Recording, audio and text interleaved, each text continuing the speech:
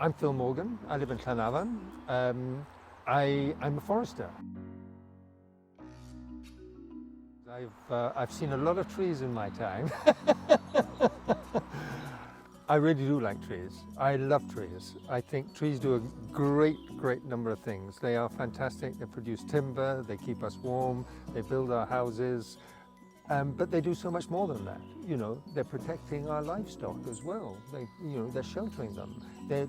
Listen to the birds around us now. It is fantastic. You know, trees are so diverse. They're so complex. They create these fantastic habitats, and we should really learn to treasure them more. They're a great asset, and we want to see more trees in Wales. We want to see more trees on Welsh farms, and I think now is the time. We want to seize the day.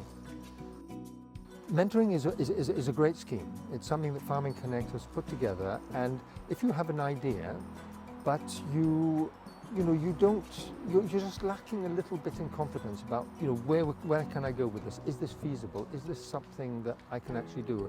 You don't want to turn to somebody who's going to tell you what to do, because generally your idea is a good one, it's the right one.